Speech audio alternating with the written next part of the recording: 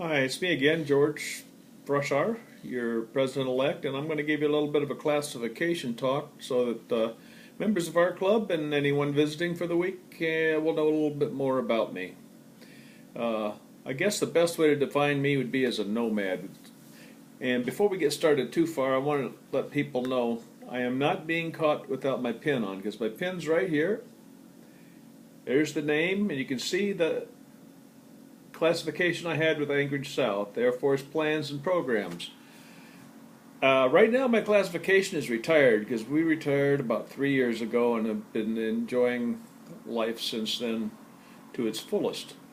If I glance down a little bit, it's because I have a few notes, but to show you what sort of a nomad I am, it all started with my dad. He taught me a long time ago, you got to know the world around you. You can't just sit in one place and understand what's happening and be a good person.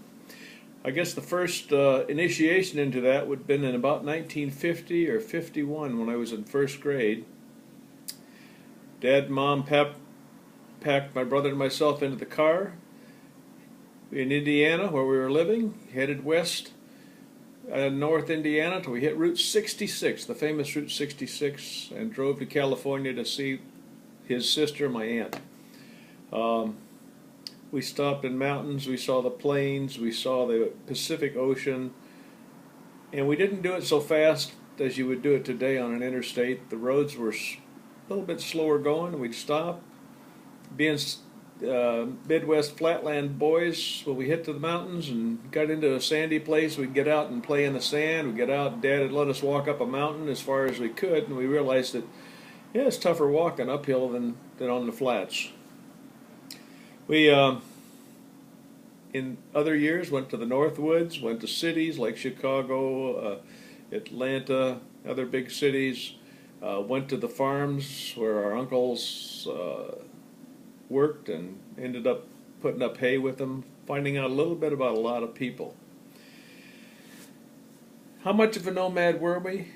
Well, just to give you some rough numbers to start out with, I visited all 50 states, plus the District of Columbia, Guam, Midway, Wake, and I've actually lived in 13 of the states and D.C. Over the years, I visited 38 countries and actually lived or worked in 6 of them. I graduated from high school in 1963, and at that point I had been to 13 schools, so you understand about how often we changed positions, and it was because my dad was working in the farm industry, designing farm equipment, and he went where the jobs were. When I graduated from high school, I went to the United States Air Force Academy, and my travels continued. One thing that happened in high school that helped with the travels was we sponsored our family and our school in Salina, Ohio, an AFS exchange student from Germany. Still correspond with Bernd all the time, and we actually visit with him periodically in Germany. And so we have a tie to the exchange program like Rotary has with its Rotary Exchange. Let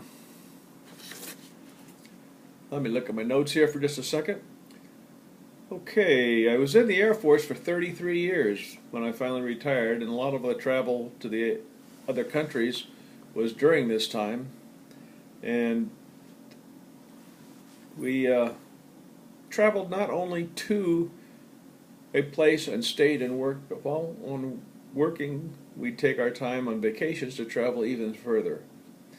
And I learned from my dad and then on my own that in order to understand people, you can't sit at home and look at the TV, listen to the radio, read the paper. It helps you to get out and actually see and interface with people. We didn't go necessarily to the places that everyone goes. The big hotel, we couldn't afford that. The big cities, that's also expensive. We went to out-of-the-way places, and if we did go to a big city, we'd go down the back street and eat where the locals eat, meet the local people, and talk with them.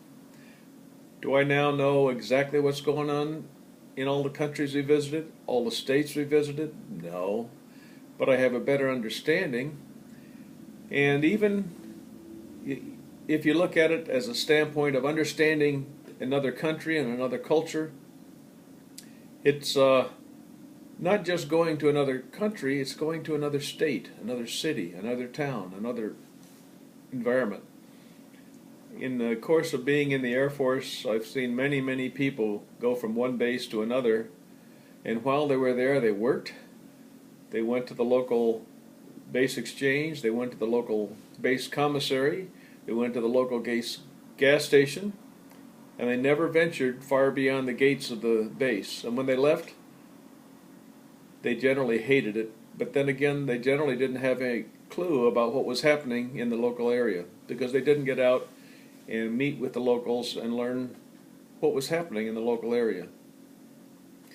One of the things that I think is important is early in our lives to get a chance to see other cultures, meet with other people, and that's one of the reasons that I like Rotary Youth Exchange so much, because it gives our high school age children a chance to live, work, and interface with people in another culture. And it also gives other countries a chance to send their children to us so they can see how we are. I think it's a great way to get to understand people, to appreciate other people, and also to promote the Rotary idea of peace and cooperation.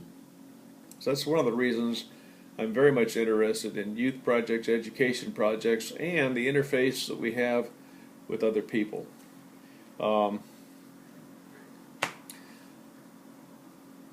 After 33 years in the Air Force, we retired in Anchorage, Alaska. That's where we are at the moment. Worked here until 2011 in various jobs, partly with the Anchorage International Airport, partly with the Air Base as a contractor and advisor, and partly with the University of Alaska Anchorage as a research analyst in their aviation section. 2011, due to many factors, we decided it was time for me to retire. Well, not so much the fact that my wife had retired 2 years earlier and was having too much fun, but I wanted to join her for that. So I retired also, and we have since traveled extensively with 2 trips to Europe and an annual pilgrimage to Texas, where we've decided to begin snowbirding.